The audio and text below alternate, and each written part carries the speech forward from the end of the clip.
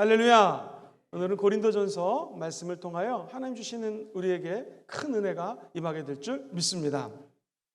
이 고린도라고 하는 지역이 참 재밌습니다. 해협이 있듯이 고린도 교회가 위치했던 동네가 지협이라고 그래서요, 지정학적으로 아주 중요한 위치입니다. 오늘날도 세계 3대 운하가 있는데 그 중에 하나가 바로 이 고린도 운하예요. 고린도 운하에 수없이 많은 사람들이 몰려들기 시작했습니다. 특별히 1세기 때에, 즉 이 사도 바울이 글을 썼던 그 시기에 고린도 지역에는요, 퇴역한 군인들, 그 다음에 상인들, 그리고 하나님을 믿고자 고린도로 왔던 크리스찬들도 있었고, 고린도 지역에 이상한 종교들이 엄청나게 많았는데, 예를 들면 아프로디테 신전 유명하죠. 거기에는요, 종교에서 일을 하는 여자 창녀들이 있었습니다. 이른바 종교 창녀라 불리우는, 혹은 사제라 불리우는 여자들이, 이 남자들이 제사를 지낸다고 제물을 갖고 왔는데, 이게 엉뚱하게도 성적인 관계를 맺고자 제물을 갖고 와서 이 신전에서 성관계를 맺었던 것들이 기록이 되어 있습니다.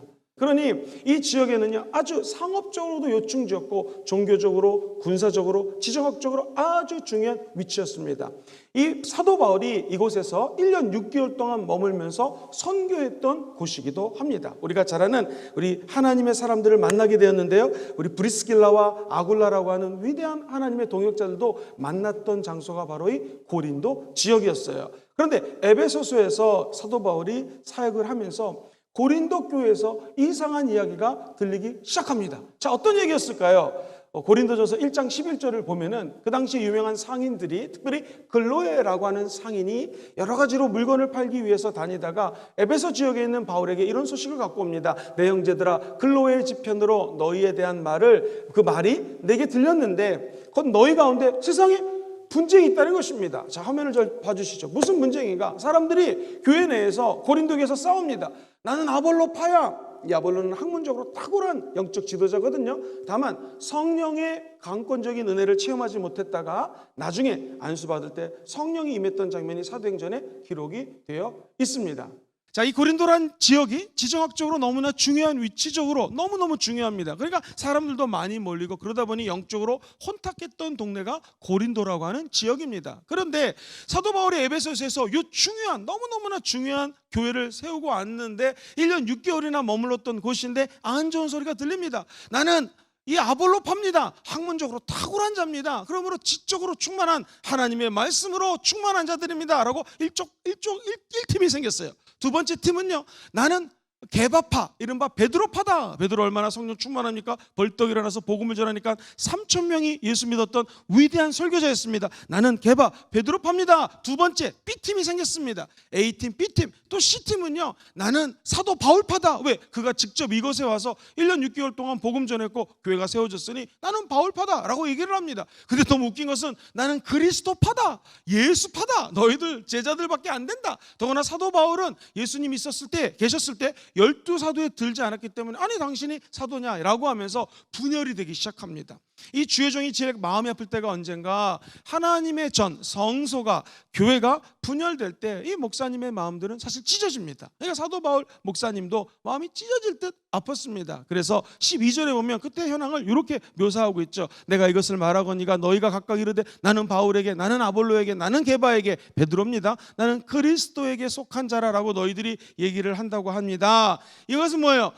교회가 갈라지면서 풍지박산 위기 가운데 있다는 것을 사도 바울이 듣게 됩니다. 그래서 이 고린도 전서를 기록하게 됩니다. 그리고 고린도에서 보내온 헌금이 있었거든요. 그 연보에 대해서 너무나 감사합니다. 그리고 여러 가지 서신에 궁금한 내용들이 많이 담겨져 있었는데 제가 아는 한도에서 여러분들에게 서신에 답을 하기 원합니다 해서 쓴 글이 바로 이 고린도 전서입니다. 자, 고린도 교회의 문제가 뭐였다고요? 교회가 분열되기 시작합니다. 두 번째 문제는 뭐였을까요? 그 당시 고린도 사람처럼 행하다. 시작.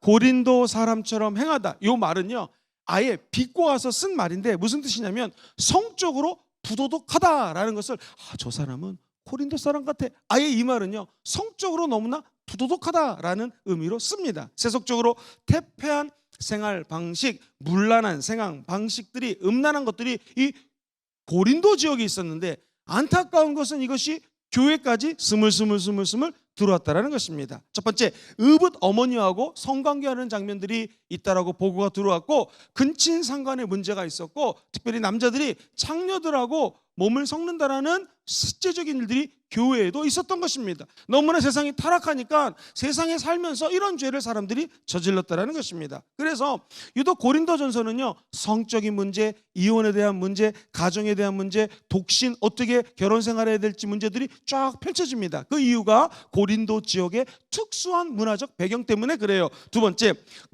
교우들끼리 분쟁이 생겼을 때 이게 교회 내에서 해결하지 못합니다. 오늘날 치면 목사님이나 장로님들이 가가지고 이렇게 하시면 안 됩니다. 권면하고, 두 번째 가서 권면하고, 그 다음에 성경에서는요, 교회에서 나가주십시오. 정중하게 교회에서 내쫓는데 이 문제가 해결이 안 돼요. 그랬을 때에 세상 법정에 가서 교우끼리 문제가 어떻게 해결되는지도 이 성경에는 기록이 되어 있고요.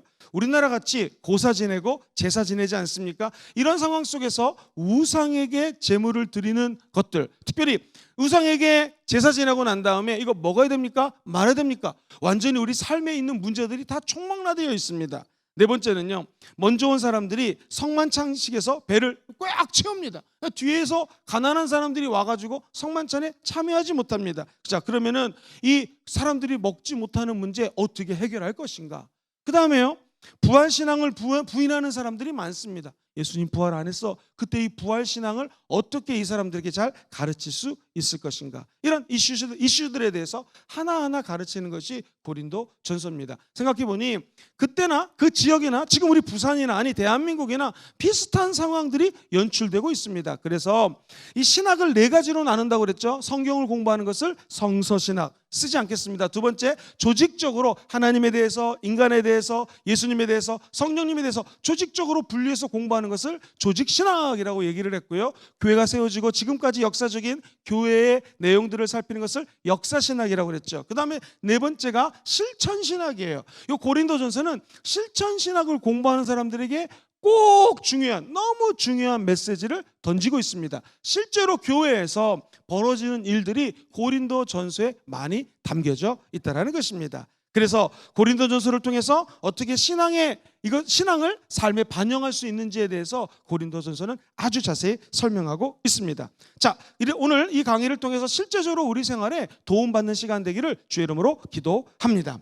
에베소에서 이 편지를 쓰면서 사도 바울의 마음이 무너졌던 것은 교회가 분열되기 시작합니다. 말씀드렸던 것처럼 사람들이 오해하는 게 있는데요, 몇 가지 오해에 대해서 언급하겠습니다. 오해는 무엇인가? 257페이지 보시면 교회 분열된 원인이 있습니다. 자, 점을 읽어보시면 십자가 도에 대한 오해가 있습니다. 고린도 사람들이 하나님의 지혜를 이해하지 못했습니다. 인간의 지혜로 하나님의 지혜를 대신하려고 해요. 내가 공부를 많이 한 사람인데 아볼로파인데 라고 하면서 지식적으로 하나님 말씀을 접근하니 문제가 생기기 시작합니다. 지식적으로 십자가의 도를 이해하려고 하니 이해할 수가 없습니다. 그래서 너무나 유명한 말 1장 18절 같이 한번 읽어볼까요? 시작. 십자가의 도가 멸망하는 자들에게는 미련한 것이요, 구원을 받은 우리에게는 하나님의 뭐예요? 능력이다. 십자가의 도는 무엇입니까? 예수 죽음 내 죽음, 예수 부활 내 부활, 예수 승천 내 승천, 예수님이 계신 보좌가 내 보좌. 이것이 십자가의 도거든요. 한 걸음 더 나가서 이제 예수님이 하나님 보좌 우편에 앉아 계시니까 이 땅에 우리가 힘이 없잖아요. 살아갈 수 있는 능력이 예수님이 없으니 없지 않겠습니까? 그래서 너희들에게 또 다른 보혜사 성령을 보내주시니 예수님 성령, 내 성령. 시작. 예수님 성령. 그래서 고린도전서 1장 2장을 읽어보면요, 거의 성령 논의를 할 정도로 성령에 관한 이야기가 많습니다. 하나님 우리 마음에 깊숙한 것도 통촉하고 계시고 성령님이 하나님의 깊은 것까지 알고 계심으로 성령의 인도함을 받아라는 내용이 많이 나와요. 결국 십자가의 도는 성령의 역사 없이는, 성령의 능력이 없이는 풀 수가 없다라는 것이죠. 저 여러분들이 동정녀 마리아에게서 예수님이 난 걸 믿으면 한번 아멘 해보시겠습니까? 이게 논리적으로 어떻게 이해가 되겠습니까? 예수님이 죽으시고 장사한 지 사흘 만에, 3일 만에 부활한 거 믿으시면 아멘 해볼까요? 이게 논리적으로 이해할 수가 없는 거죠. 어떤 종교도 부처님도 죽었습니다. 무덤이 있습니다. 여러분 잘 알고 계시는 모하메트도 죽었습니다. 그게 무덤이 있을 것입니다. 그러나 예수님은 무덤이 비어 있습니다. 왜? 예수님은 부활하셨기 때문이죠. 이 십자가의 도는 성령 하나님 주시는 지혜와 은혜 없이는 이해할 수가 없다라는 것이죠. 여기 충돌이 되자 이것을 풀어서 설명하는 장면이 나옵니다. 동그라미 두 번째를 보시면, 자, 그리스도께서는 하나님의 능력이고 십자가의 도는 하나님의 지혜라는 내용이 쭉 풀어서 나오고요. 그 밑에 하나님의 지혜와 성령의 계시에 대해서 나오고요. 사도의 직분에 대한 내용이 4장 1절 이하에 펼쳐지기 시작됩니다. 또한 하나님의 일꾼들, 저와 우리 계신 모든 재직들은 우리에게 필요한 것이 무엇인가 한번 따라해 볼까요? 충성. 우리에게 필요한 것은 충성입니다. 근데 충성에 대해서 판단하실 분은 누군가? 인간이 아니에요. 진짜 충성하는지는 누가 판단하셔요?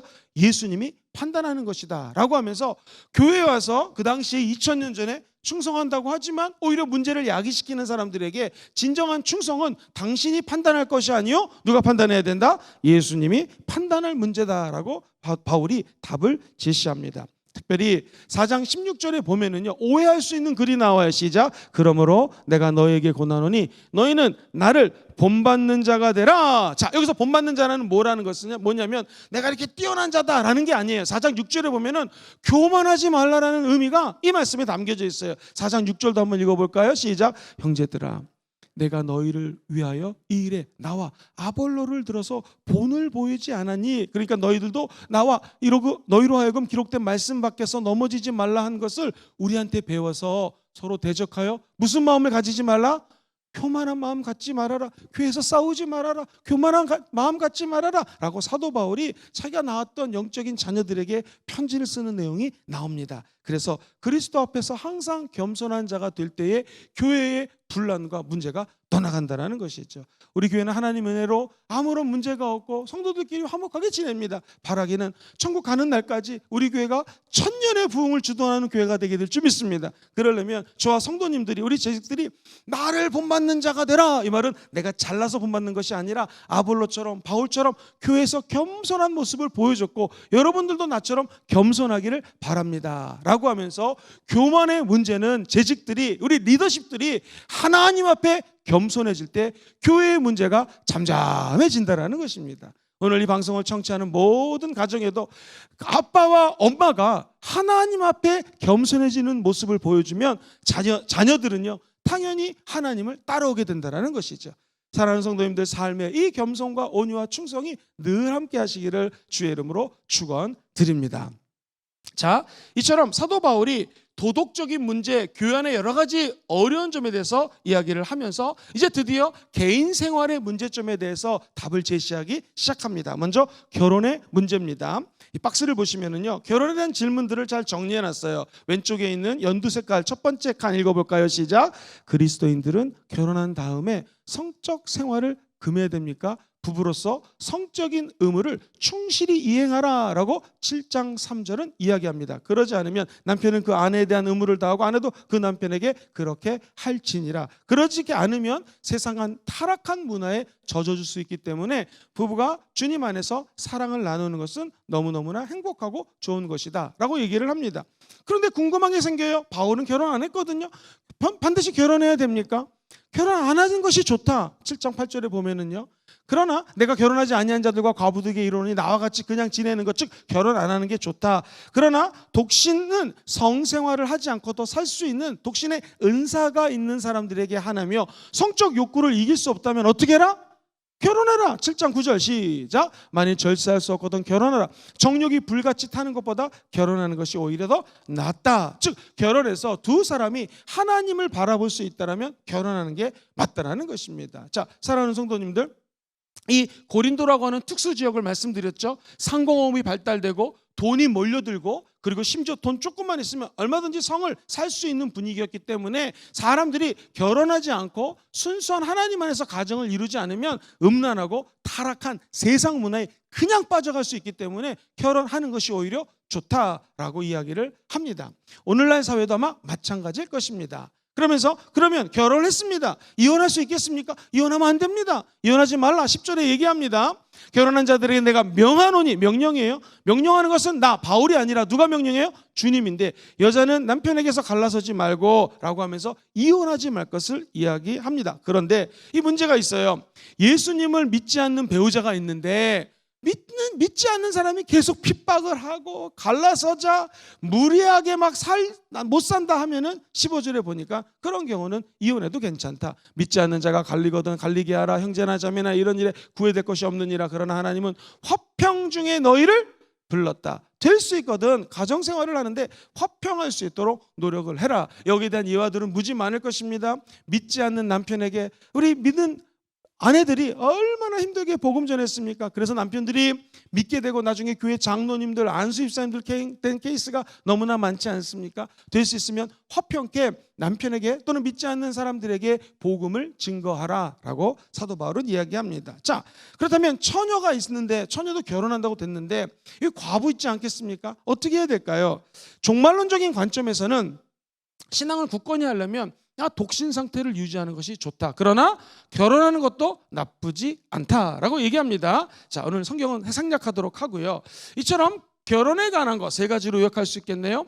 결혼하는 거 이거 하나님의 뜻입니다. 나쁘지 않습니다. 근데 중요한 건 뭐예요? 두 사람이 결혼했을 때 하나 예를 들어 보겠습니다. 옆에 제 아내가 있습니다. 저와 제 아내가 둘이 바라보고 우리 둘만 사랑하는 거예요. 하나 이거 원치 않는다는 거죠. 두 사람이 손을 마주보고 십자가 예수를 바라보면서 함께 사랑을 하면서 십자가 예수를 향하여 하나님 나라를 위하여 아버지 나라 확장을 위하여 함께 저 목표를 향하여 비전을 향하여 걸어가는 장면이 결혼의 모습이에요. 그래서 두 사람이 행복해요 사랑해요 라고 그 자리에 멈춰 있는 것이 아니라 손을 잡고 아버지 나라 확장을 위하여 하나님 나라의 임재를 위하여 함께 걸어가서 십자가를 향해 저 천국을 향해 함께 동역해 나가는 것이 올바른 결혼 생활이다라고 얘기를 합니다. 근데 두 번째 어쩔 수 없이 내 아내가 예수 믿는다고 저를 핍박합니다. 내 남편이 너무너무 심하게 핍박해서 이혼하자고 합니다. 이런 경우에는 이혼을 해도 좋다. 그래서 세 번째 그렇지만 할 수 있거든 혼자 사는 것이 좋다. 그 이유는 뭘까요? 혼자 살면 여러 가지로 기도 생활이라든가 혼자 하나님을 바라보기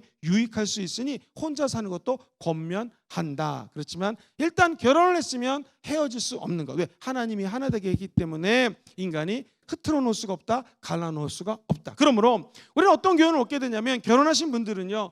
남편이 믿건 또는 아내가 믿건 안 믿건 내 파트너가 믿건 안 믿건 상관없이 끊임없이 화평할 수 있도록 노력해야 된다는 것입니다.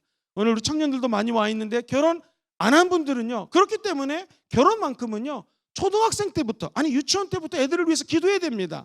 정말 결혼의 인생에서 너무나 중요하기 때문에 하나님의 은혜 가운데 함께 만나 주의 나라를 위하여 하나님 주신 비전을 위하여 함께 할 수 있는 배우자를 만나게 해달라고 기도하고 결혼해야 된다는 것입니다. 그러나 결혼하고 나면 결혼 전에는 눈을 두 개 크게 뜨고 파트너를 찾아야 돼요. 할렐루야.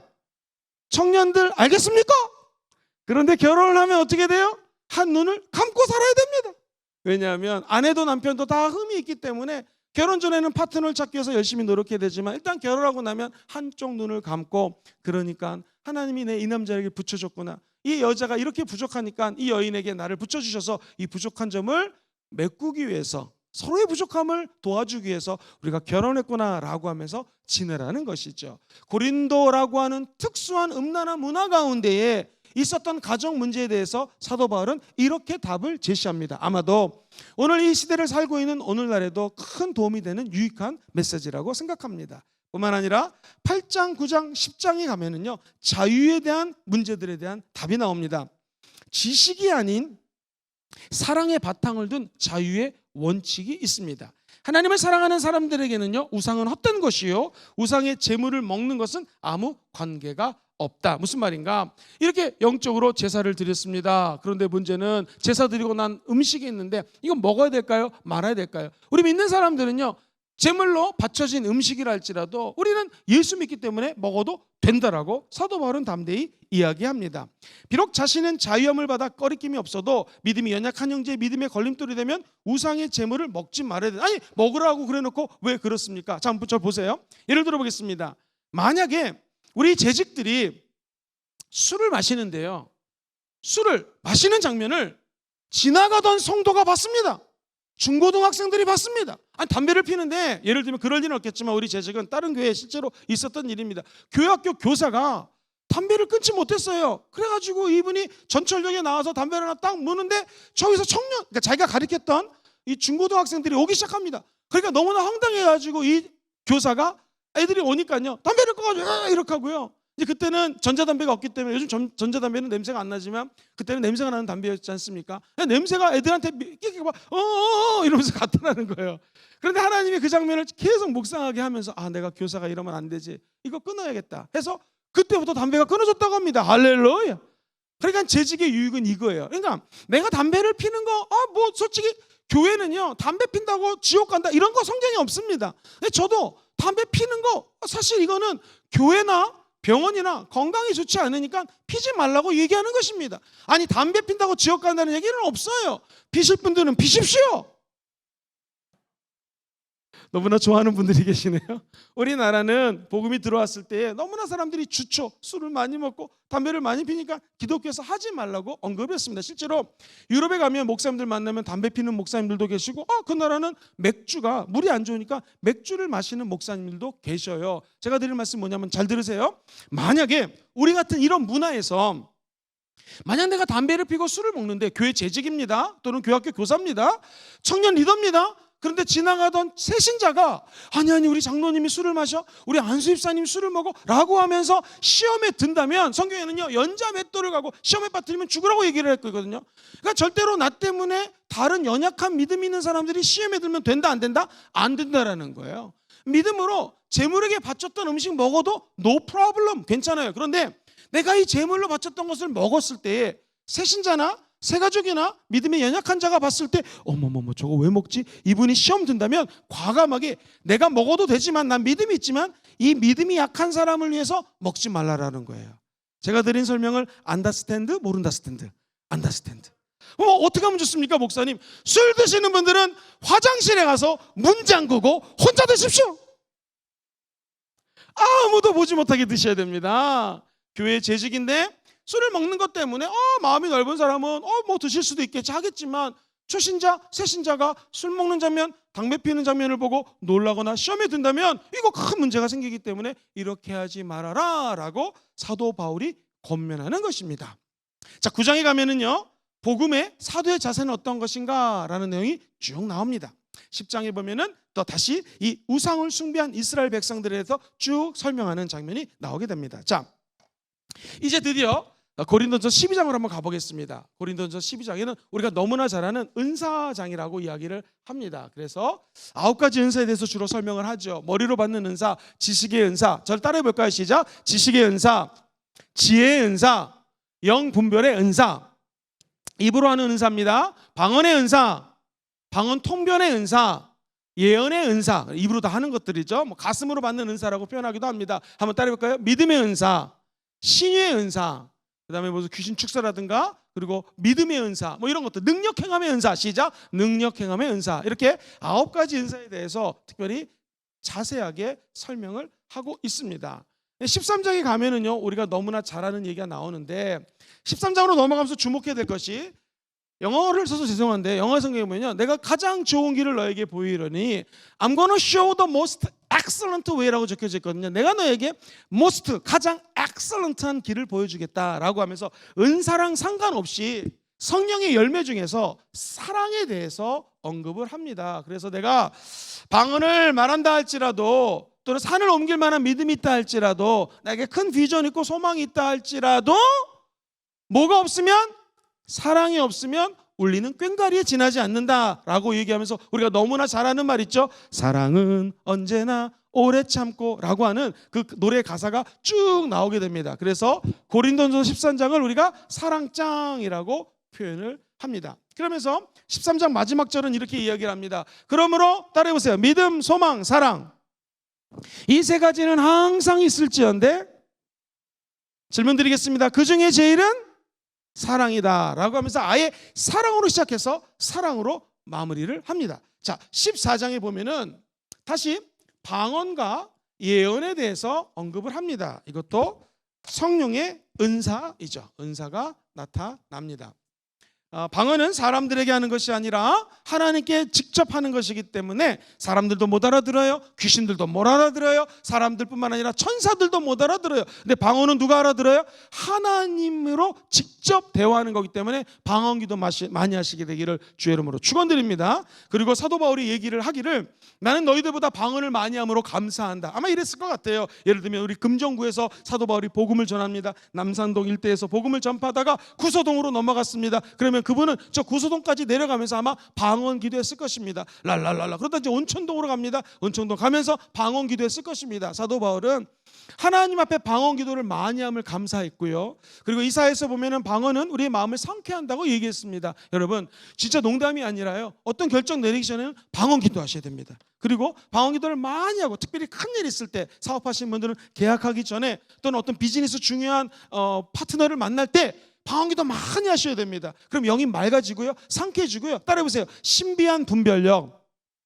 신기한 분별력이 생겨요. 그래서 이 사람이랑 사업을 해야 될지 말아야 될지, 이 일을 해야 될지 말아야 될지, 또는 이 목회자 같은 경우에는요, 이분에게 전화를 해야 될지 말지, 어떻게 기도를 해야 될지 이런 것들이 신비하게 생겨요. 특별히 오늘은 다음 주에는 뭘 설교할까요? 방언기도 많이 하면 하나님이 설교의 주제, 심지어는 본문까지도 말씀해 주실 때가 참 많이 있습니다. 그러면 그럴 때는요, 설교를 하면 꼭 예배가 끝나고 주일 예배가 마치고 꼭 연락이 온다거나 카톡에서 목사님 오늘 이런 문제가 있었는데 말씀을 통해서 해결을 받았습니다. 감사합니다. 이런 짧은 메시지를 많이 받아요. 제가 느끼는 게 이 목사들은 방언기도 많이 하겠구나. 설교 준비할 때 얼마든지 지적으로 할 수 있잖아요. 계획 짜서 할 수 있잖아요. 그런데 더 중요한 게 무엇인가? 성령의 인도함을 받는 것이죠. 신기한 것은요, 방언을 하면 하나님이 인도해 주십니다. 이 목회뿐만 아니라 학생들도 그렇고 방언기도 많이 하시기를 주의 이름으로 축복합니다. 제일 좋은 것은 아침에 1시간만 일찍 일어나고 방언기도 하면 너무 좋습니다. 제가 우리 교회에 있었던 일 얘기 드릴게요. 한 우리 교회의 여자 권사님이신데 아침마다 일어나면 1시간 동안 방언기도 하세요. 뭘 위해서? 딸들하고 자녀들을 위해서.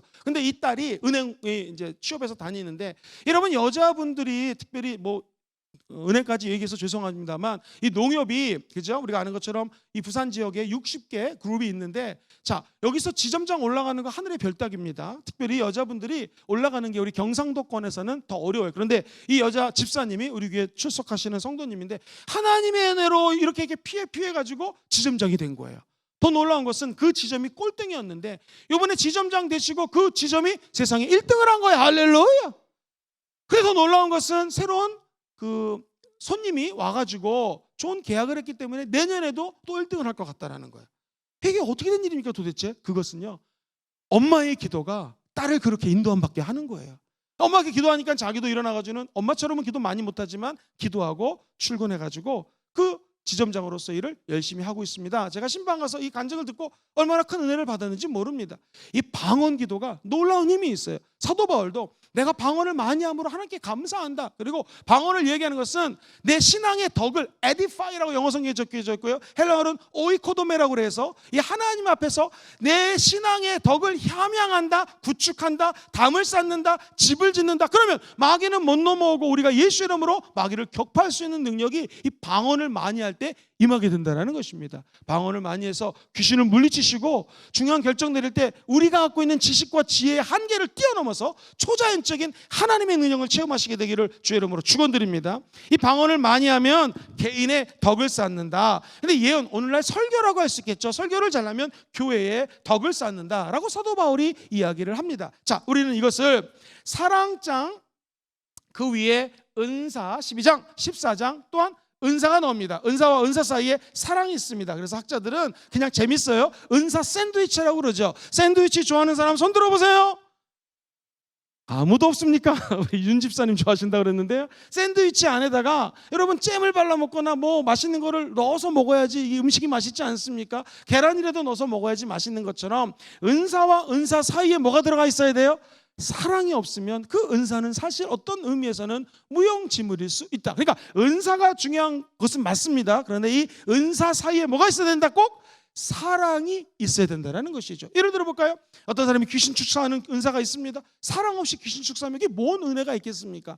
무엇을 하든 어떤 일을 하든 은사는 사랑을 가운데 포함시키고 은사를 사용해야 된다는 것이죠. 우리 순복음 금정교회 내년도 2022년도에는요 성령의 놀라운 권능이 임하게 될 줄 믿습니다. 그렇다면 성령이 놀라운 은사도 부어주실 것입니다. 그 은사를 다 받으시고 누리시고 나누시게 되기를 주의 이름으로 축원합니다. 그런데 그 은사 사이에 뭐가 들어가야 돼요? 사랑이 들어가야 됩니다. 늘 사랑이 가득한 우리 순복음 금정교회 성도님들 되시기를 주의 이름으로 축원드립니다. 사랑을 핵으로 해서 핵폭탄 같은 성령의 능력이 우리 순복음 금정교회가 핵발전소가 돼가지고 온 열방으로 퍼뜨리게 되기를 주의 이름으로 축원드립니다. 그러면서 고린도전서 사도 바울은 15장에서 부활에 대해서 언급을 합니다. 부활신앙. 그리고 마지막 16장에 가서 연보라고 하죠. 이 헌금에 대해서 언급을 하면서 맨 끝에 이렇게 남자답게라고 하는 표현을 쓰면서 고린도전서를 마무리합니다. 우리 다 같이 16장 13절로 14절 읽어봐요. 시작. 깨어 믿음에 굳게 서서 남자답게 강건하라. 너희 모든 일을 사랑으로 행하라.